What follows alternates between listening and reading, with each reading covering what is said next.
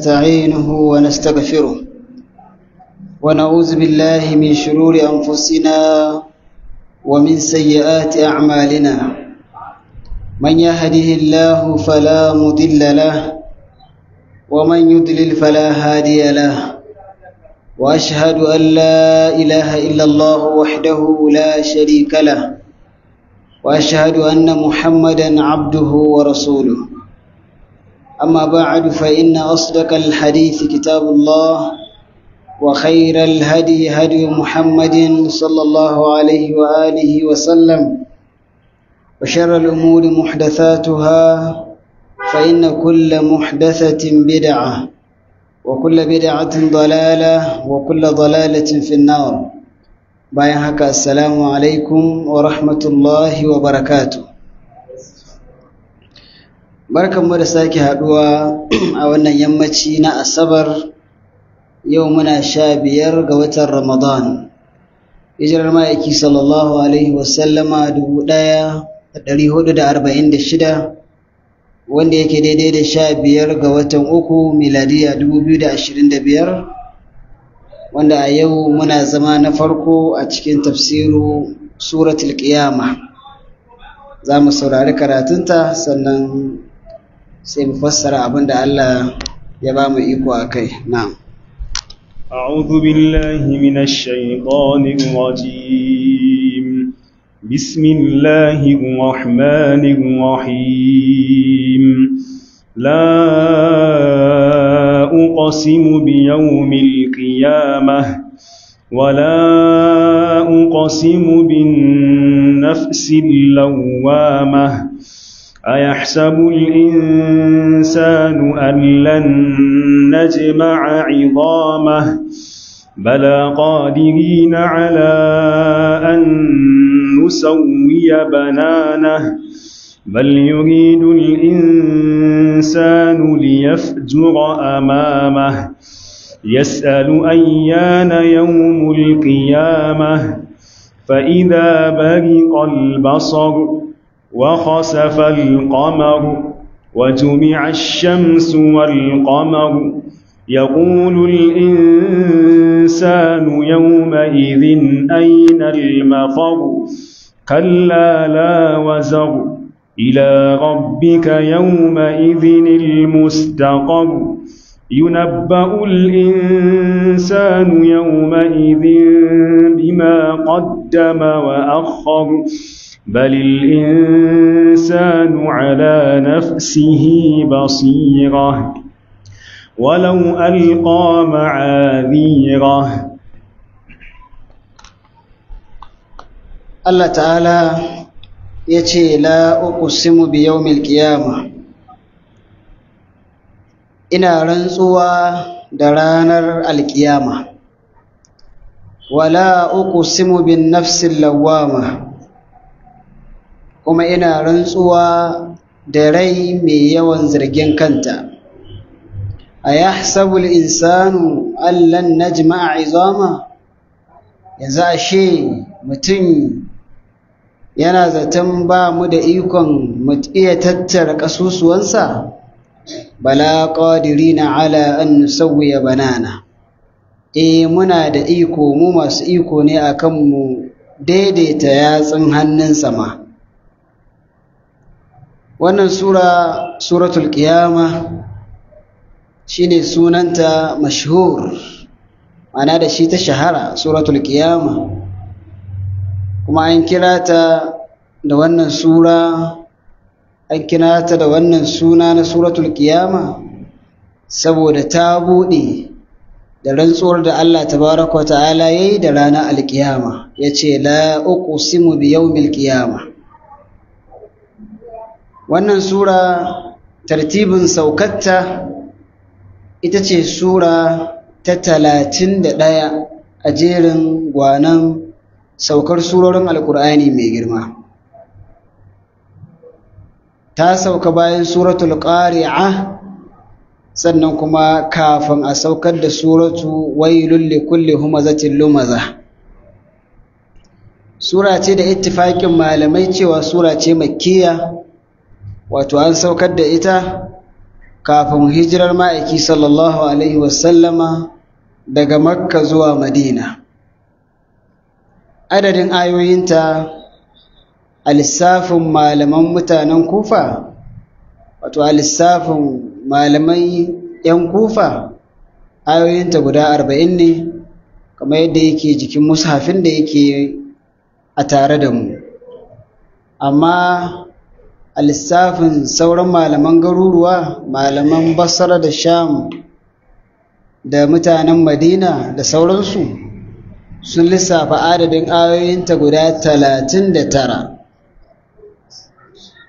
Wannan sura abubuwan da ta ƙunsa take bayani a kai, abu na farko za mu ji insha Allah za ta yi bayani akan ƙudurar da Allah tabaraka wa ta'ala yake da ita cikakkiya, mana cikakken iko da Allah ta'ala yake da shi wajen raya matacce bayan mutuwarsa. Sannan kuma Allah ta'ala yana da ikon ya yi masa hisabi, lissafi dalla-dalla na abin da ya gabatar a nan duniya. Allah ta'ala shi ya halitta, sannan kuma zai dawo da ita kamar yadda take. Za mu zo mu ji, kuma idan ya dawo da ita zai mata hisabi ne. Sannan abu na biyu da surar da ta yi mana bayani a kai shi ne za ta tabbatar mana da cewa 'yan aljanna za su ga Allah tabaraka wa ta'ala da idanuwansu a gobe alkiyama idan Allah ya kai mu, Allah ya sa mu ciki. Wannan shi ne aƙida ta ƙwarai, ka yadda cewa Allah tabaraka wa ta'ala za a ganshi a ranar alkiyama. Sannan abu na uku da za mu ji, surar za ta yi gargaɗi a kan wanda ya fifita duniyarsa a kan lahira. Duniya rayuwa ce takaitacciya, wani waje ne da ake yada zango domin a tsallaka zuwa lahira. To kaga duk wani mai hankali bai kamata ya ɓata lokaci ko ya fifita inda ya yada zango akan inda can ne ya nufa ba a asali. To za ta ja kunne sosai akan wanda ya yadda ya fifita duniyarsa akan lahirarsa.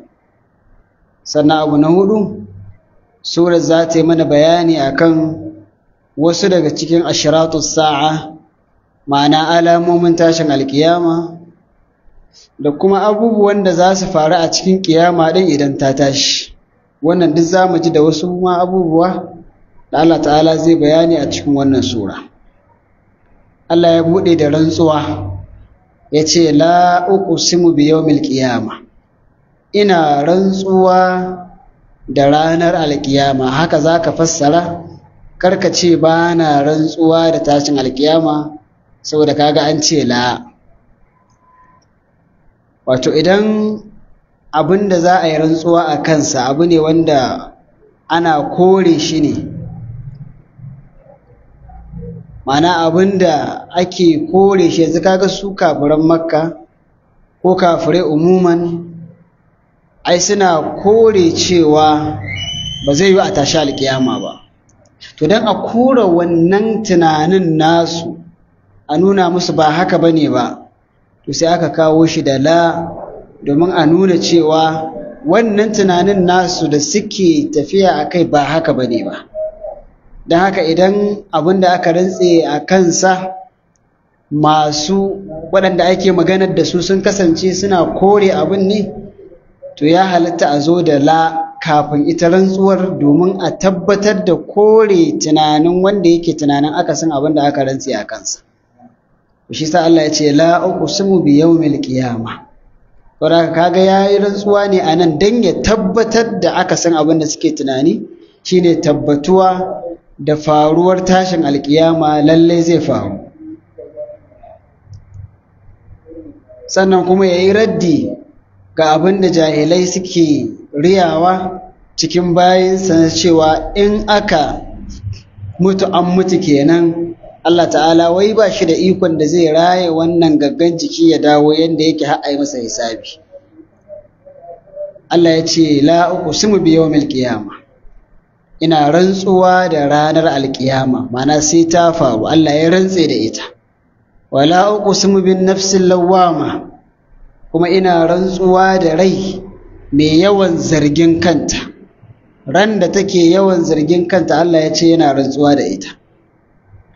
Al-Hasan al-Basri ya ce a nan la uqsimu ta farko rantsuwa ce, la uqsimu ta biyu ba rantsuwa ba ce. Ma'ana ya ce kamar Allah tabaraka wa ta'ala aqsama bi yawmil qiyamah wa lam yuqsim bin nafsil lawwama, ya rantse da tashin kiyama amma fa bai rantse da rai mai yawan zargin kanta ba.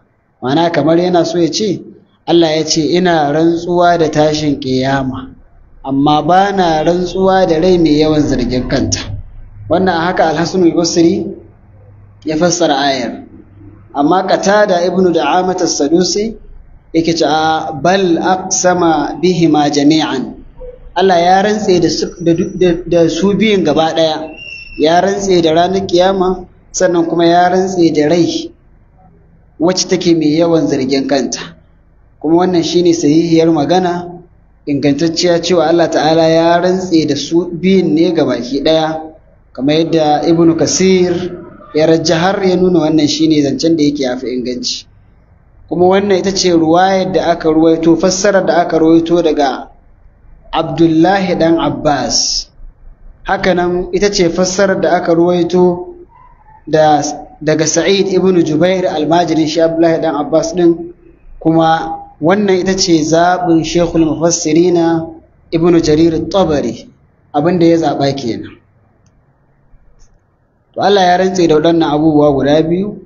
Ranar kiyama sananniya ce, ranar kiyama mun sani cewa ita ce ranar da wato za a tashi a tsaya. An kira ta da alkiyama ne saboda tsayuwar da za a yi, yawma yaqumun nasu li rabbil alamin, ranar da mutane za su miƙe su tsaya ga ubangijin talikai. Ba wanda ya isa ya ce shi tsugunnawa zai yi, kowa sai ya tsaya. Rana ce wacce duk taurin kanka yadda dai kowa ya miƙe haka kai ma za ka miƙe. Za a tsaya tsayuwar da Allah kaɗai ya san adadin daɗewar da za a tsaye. Wahala ta kai wahala, jigata ta kai jigata, har sai 'yan taron mahshar, ma'ana mutanen da suke a wannan waje sun ɗunguma sun tafi suna neman ceto gurin annabawa cewa a je a yi wa Allah ta'ala magiya, a nemi ceto, ya zo ya yi lissafi, ya hisabi, kowa ya san makomarsa. Don haka aka kira ta da wannan suna yawmul qiyama, ranar alkiyama. Tana da sunaye ba iya wannan ba, amma wannan sunan wato ya shahara yawmul qiyama, ranar tsayuwa. Daga cikin sunayenta akwai yawmul akhir, ranar lahira. Bahaushe ya ce ranar lahira, al'akhir ɗin ƙarshe ake nufi. An kira ta da yawmul akhir ne saboda daga wannan ranar to lissafin ranaku da ka sani ya ƙare. Ranar juma'ar da shi kenan in ta zo duk wani lissafi kuma na duniya ya warware. Ranar juma'a ce wacce ba a san wace juma'a ba ce, yawmul akhir, ranar ƙarshe.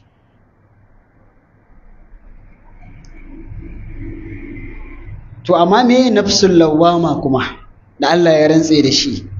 Mana wace rai ce nafsul lawwama, rai mai yawan zargin kanta? Kowa dai ya san rai ko?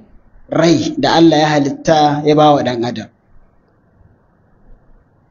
Rai da Allah ta'ala ya halitta ya ba wa ɗan adam. To akwai rai mai yawan zargin mai ita. To wacce ce wannan ran? To na farko dai mu sani ita an-nafs, rai ya kasu gida uku ne. Akwai an-nafsul ammaratu bis-su, akwai ran da ba shi da aiki sai umarni da mummunan abu. Allah ta'ala ya ce innan nafsa la'ammaratun bis-su'i illa ma rahima rabbi. Yana hakaito maganar imra'atu Aziz, take cewa ma ubarri'u nafsi, ba zan iya wanke kaina ba a yau. Innan nafsa la'ammaratun bis-su'i illa ma rahima rabbi, domin ita rai mai yawa ce ta umartar a yi mummunan abu sai dai ga wanda Allah ta'ala ya yi wa rahama. saboda haka akwai ɓangare na ranka wanda kullum ta Allah wato yana umartar ka ne da ka saba wa Allah. Saboda haka duk lokacin da kake jin ana ta ingiza ka, ana ta tunkuɗa ka akan ka saba wa Allah, akan ka aikata wani abu da ya hana, akan ka tsallake wata dokarsa, to wannan menene ya maka tasiri? Nafs ce ammara bisu, annafsu al'ammaratu bisu. Wannan ta farko kenan.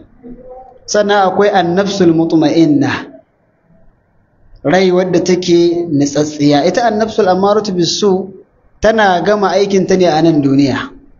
A nan duniya duk umarnin da za ta yi maka da mummunan abu a nan duniya ne dai ta yi ta gama. Amma annafsul mutma'inna ita kuma tana kasancewa lokacin da aka zo shiga aljanna. Za a ce mata ya ayyatuhan nafsul mutma'inna irji'i ila rabbiki radiyatan mardiya.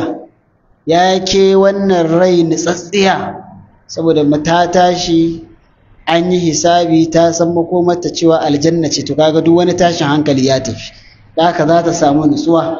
To sai a ce mata shiga cikin aljanna, ki shiga cikin bayina, ku shiga aljanna tare. Ya ayyatuhan nafsul mutma'inna.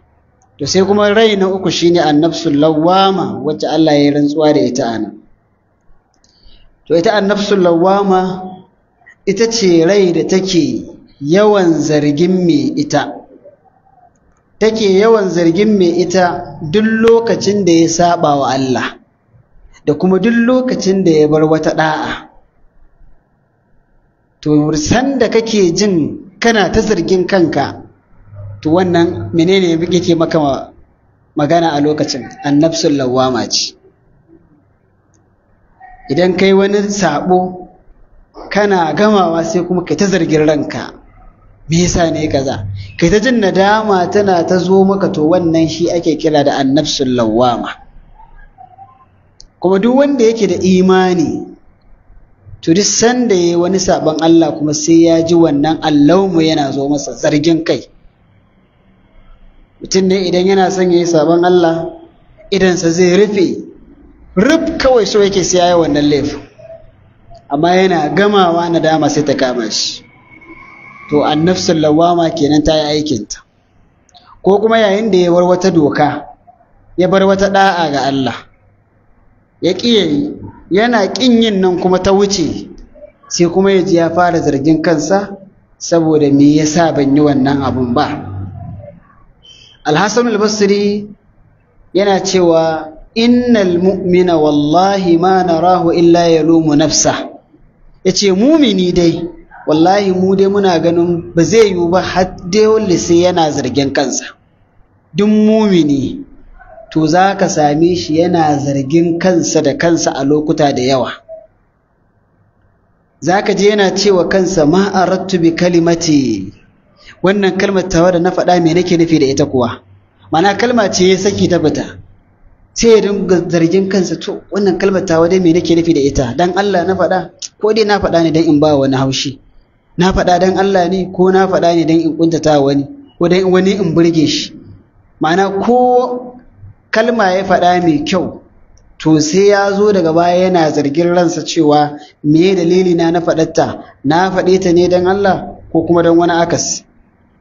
Zai dinga cewa ma arattu bi aklati, me nake nufi da abin da na ci din nan? Ma'ana ko abu ya kai bakinsa ya ci, sai ya dinga zargin kansa, na ci ne domin in samu ƙarfin ibada, ko kuma dai na ci ne kawai don in more shi kenan. Sai ya dinga zargin kansa hatta a lomar da ya ci. Zai dinga cewa ma arattu bi hadithi nafsi, wai me nake nufi ne da abin da raina yake saƙa min? Ba kowa yana zaunawa ya jakin bene ba, kai ta faman wasiƙar jaki, kai nake so na ce wasiƙar jaki. Ka zauna kai ta faman wasiƙar jaki a ranka, kana saƙa wancan ka kwance wancan. To wannan abin da kake rayawa a ranka, me kake nufi da shi? Kana raye alkhairi ne ko kana raye sharri? To mumini sai ya dinga zargin kansa hatta a wasu wasan ransa. Mala al-Hasan al-Basri ya ce wa amma wa innal fajir, shi ko fajiri, mutumin banza kenan, yace yamdi quduman ma yu'atibu nafsa, tafiya yake yi gaba gadi baya wani tsayawa ya zargi kansa. Ma'ana duk wanda yake rayuwa baya tsayawa ya kansa lissafi, baya tsayawa yana zargin ransa lokaci to wannan fajirun kenan, shine wanda baya jin tsoron me zai same shi, shine wanda baya jin tsoron abubuwan da ya aikata masu kyau ne ko marasa kyau. Amma mumini dai zaka same shi wallahi yu'atibu nafsahu, yana zargin kansa dole. Ikrima yake cewa an-nafsul lawwama, ita rai din nan da Allah ya rantsuwa da ita anan mai yawan zargin kanta, kaga yace al-lawwama, mai yawan zargin ranta. Yalumu 'ala al-khair wash-sharr, tana zargin kanta akan alkhairi ne, tana zargin kanta akan sharri. Tana cewa law fa'altu kaza wa kaza, dama dai nayi kaza. Mana rai mai yawan zargin kanta, duk sanda bata yi wata da'a ba to za ta dinga zargin kanta, dama dai nayi kaza, me yasa ni ban yi kaza ba. Amma wanda yake babu wannan tare da shi, za ga yana rayuwarsa babu abin da ya dame shi. Sa'id ibn Jubair yake cewa shi ma za ka ga wato annafsul lawwama koyaushe tana zargin kanta akan alkhairi da sharri. Kaga yayi magana irin ta Ikrima, duk iri ɗaya suka faɗa. Haka nan Sa'id ibn Jubair, haka nan Qatada ibn Da'ama shi ma yake cewa annafsul lawwama tandamu ala ma fata wa talumu alaihi, tana nadama akan duk abin da ya wuce kuma tana zargin kanta akai. Duk wata nafsul lawwama kenan, nafsul lawwama ba a samun ta sai tare da mumini. Fajiri ko fasiki balle kuma kafiri ba shi da wata nafsul lawwama, ba shi da bangare a ransa da yake zargin sa akan duk sanda ya bal alkhairi ko kuma duk sanda ya aikata sharri. Saboda wanda yake da nafsul lawwama to akwai alkhairi tare da shi, za ta dinga mai saiti. In ya bar wani alkhairi za ta sa shi ya nadama, haka in ya aikata wani sharri za ta sa shi ya nadama. Ibn Jarir yake cewa kullu hadhihi al-aqwal mutaqariba, duk waɗannan maganganun suna kusa da juna ne. Ma'ana mutaqaribatul ma'ana, ma'anarsu a kusa take. Kuma al-ashbahu bi zahiri at-tanzili annaha lam talumu sahibaha 'ala al-khair wash-sharr wa tandamu 'ala ma fat. Yace al-ashbahu bi zahiri at-tanzil, abinda yafi fili ya fitowa da zahirin wannan aya da Allah ya saukar, annaha allati talumu sahibaha, annaha ita annafsul lawama ita ce allati talumu sahibaha, mai zargin ma'abocinta, ala alkhairi wa sharri, akan alkhairi da kuma sharri, wa tandamu ala ma fat, kuma tana nadama akan abin da ya wuce. Duk abin da ya shige to tana nadama akai. Kaga yau mun yi tarawihi mun gama lafiya, muna fatan Allah ya karba. To yanzu wanda bai yi tarawihin yau ba kuma Allah ya taimake shi mumini ne, to zai ta zargin kansa, zai ta damuwa, me yasa ni yau ban zo na yi tarawihi ba. Amma wanda ya ji kai ba wata matsala, bai ji wata damuwa ba dan ya rasa tarawihi, to akwai mushkila. Abu ko ba wajibi bane, ya kamata in aka ce da lada yinsa, in ka rasa ba kai ba ka dinga damuwa. Yanzu bayan Allah na kware malam, idan suka kwanta bacci ya fusge su, ba su yi ƙiyamun laili ba, in suka tashi kamar su kuka, wasu ma hakukan suke yi, takaici, damuwa. Ba fa dole bane ka ga ƙiyamun lailin nan, amma tun da ya saba yanayi, sai ya ji gaba ɗaya babu daɗi. Yininsa da zai wayi gari haka zai yi ni gaba ɗaya baya jin daɗi. Me yasa? Daren da ya gabata bai ƙiyamun laili ba. Kaga wannan imani kenan. Wani ko sallar walaha ce bai samu yayi ba, raka'a biyu, to zai ta damuwa, ya shiga cikin harkoki bai kula ba, kawai sai ya ji kiran azhar, kaga walaha ta wuce, to sai ta damuwa ya akai ya bari yayi sakaci sallar walahan nan ta wuce. To wannan yana da alkhairi kenan. hakanan koyaya aka samu kuskure ya saba wa Allah to gaba ɗaya zai tsani kansa, zai ji duniya ta ƙi mai daɗi, zai ji kamar shi ya ma zai sa ransa, ina zai sa ransa, saboda me ya yi wani zunubi guda ɗaya. Duk wanda yake jin haka a ransa to gaskiya yana cikin alkhairi. Amma fajiri shine wanda za ga yana rayuwa gaba gaɗi ba abin da ya shafe shi, dan ya rasa wani alkhairi ba zai damu ba, dan ya aikata wani sharri ba abin da zai dame shi. To Allah sai ya rantse da ita annafsul lawama saboda muhimmancinta. Allah ya rantse da ita, kaga kenan yana da kyau duk wani mumini ya fatan samun annafsul lawama, dan kamar wani wa'azi ne da Allah zai ba mai a zuciyarsa, alamar zuciyarsa tana raye kenan. Amma wanda bai haya shi da nafsul lawama to zuciyar ta mutu kenan, ta yadda ba ma ta zargin sa idan ya alkhairi, idan ya bar alkhairi ko idan ya aikata sharri. Sai Allah ta'ala ya ce ayahsabul insan allan najma'a izama, yanzu shi dan adam mutum yana zaton cewa mu ba za mu iya hada kasusuwansa ba. Wannan shine babbar shubhar da kafirai suke cikinta. Gani suke yi ai ba zai yi bayan sun rididdige sun zama kasusuwa kuma a ce wai za a dawo da kasusuwan nan nasu ranar alkiyama ba. Suna ganin haka ba zai yi ba. Ai da mitna wa kunna turaba zalika raj'un ba'id. Suka ce yanzu bayan mun mutu mun zama ƙasa, mana kasusuwan mu sun rididdige har mun zama ƙasa, za a dawo da mu?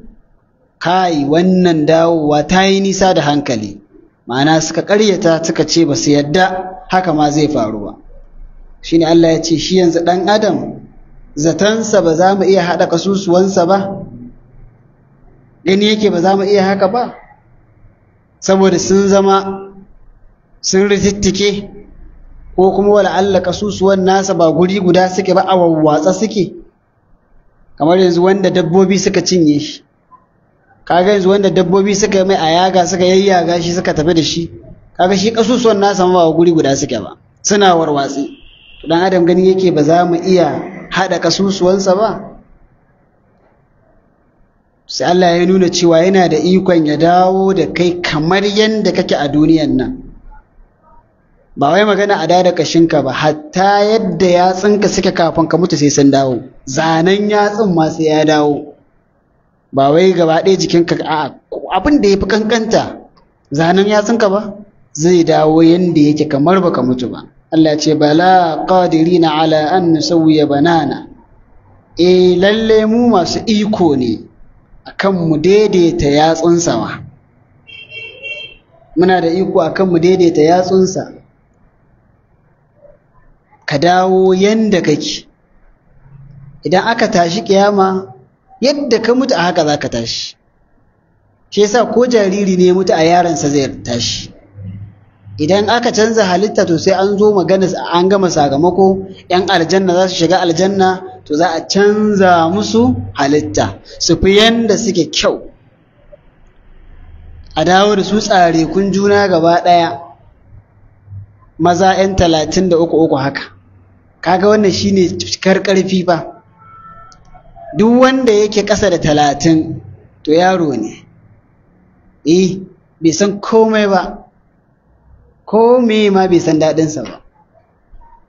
Ba ka gane daɗi sai ka yi 30, sannan kuma daɗin nan kuma lastin ɗinsa 40.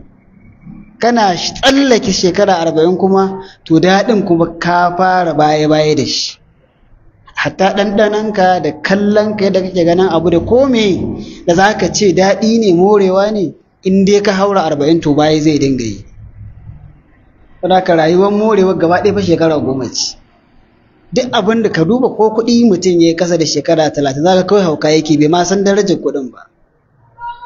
Ko me mutum ya samu, ko mulki ne, ko me ƙasa da 30 ɗin nan, za ka ga ba lalle manajin ɗinsa yadda ya kamata ba, akwai rawar kai, akwai hauka-hauka na yarinta a kansa.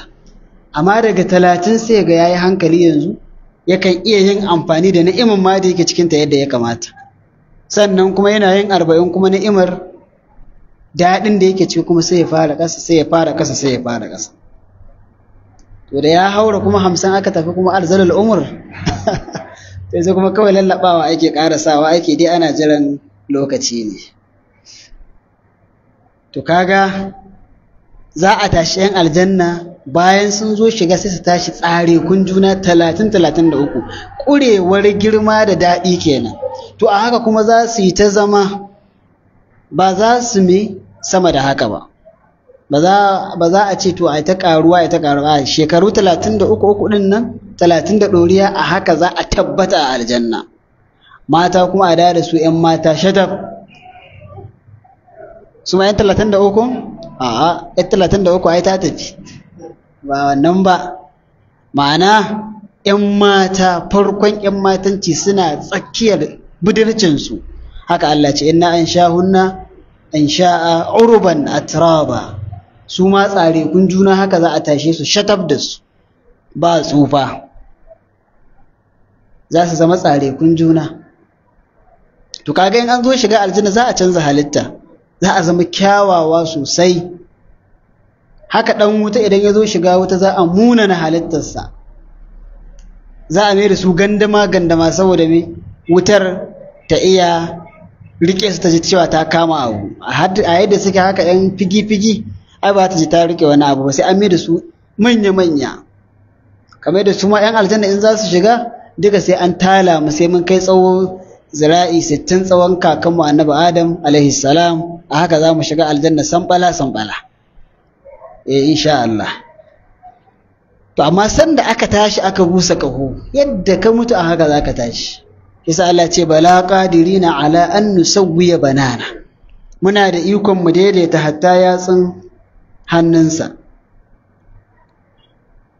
Ka duba kissar annabi Ibrahim alaihi salam, ita kadai ta isa misali yadda Allah ya nuna masa yanda yake tada matacce, ko da mataccen nan ku a warwatse yake, mana ko da gaɓoɓinsa sun warwatse sun yi zama ɗaiɗai sun shiga gurare daban-daban, Allah zai iya haɗa su. Allah yake ce mana wa idh qala Ibrahim rabbi arini kayfa tuhyi al-mauta. Ibrahim yake cewa ya ubangiji na ka nuna min ya kake tada matacce.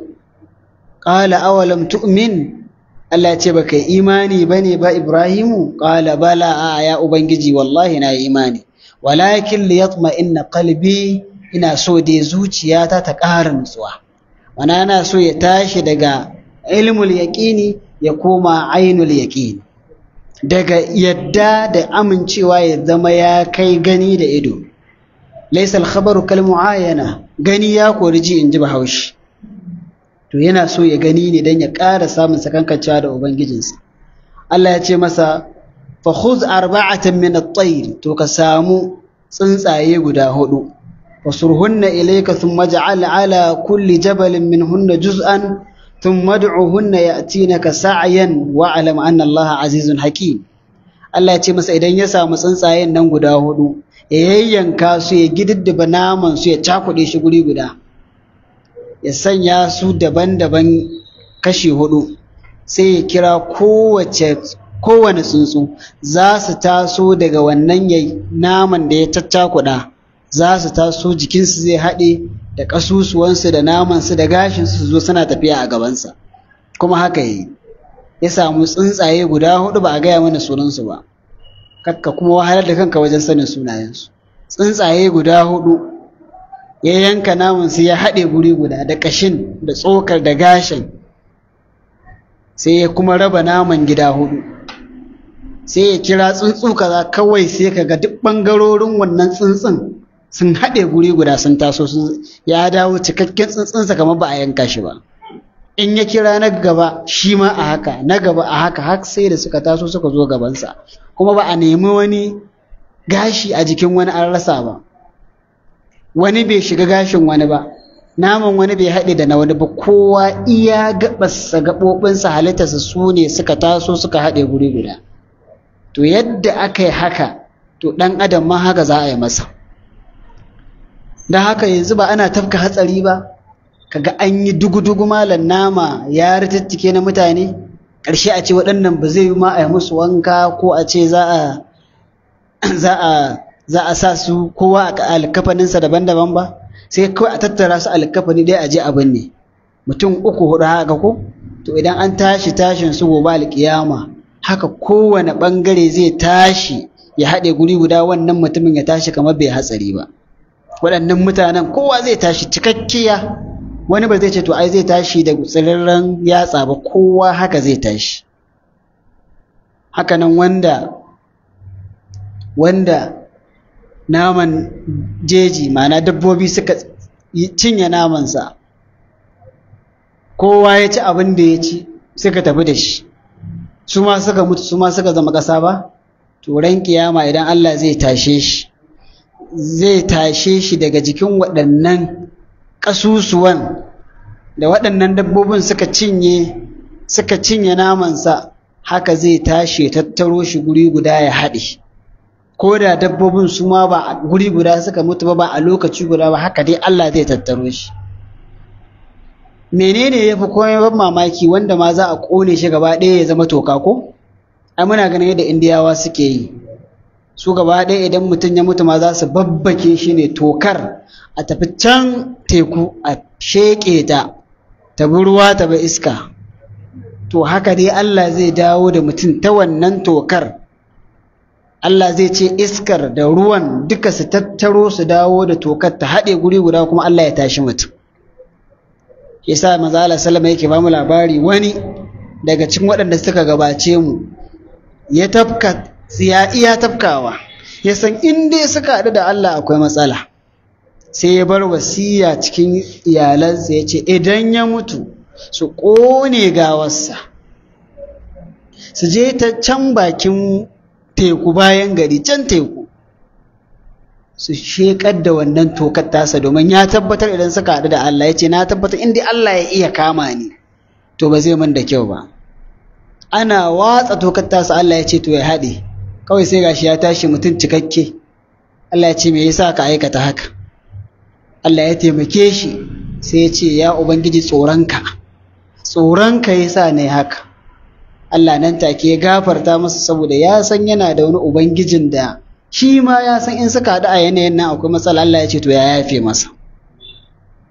Kaga mahallin shahid anan, Allah ya tattaro shi take bayan kwa ya zama toka har an watsa shi akan teku. Daka bala qadirina ala an nusawwiya banana, mu masu cikakken iko ne wajen mu dawo da hatta yatsun wato hannunsa. To za mu dakata nan insha Allah saboda lokaci, gobe idan mun zo sai mu tashi kan aya ta 5, bal yuridu al-insanu li yafjura amama. Da fata abinda muka faɗa daidai Allah ta'ala ya ba mu lada, kuskure ko tuntuban harshe Allah ya mana afuwa ya gafarta mana. Sallallahu wa sallama wa baraka ala abdika wa rasulika Muhammadin wa alihi wa sahbihi ajma'in. Wassalamu alaikum wa rahmatullahi wa barakatuh.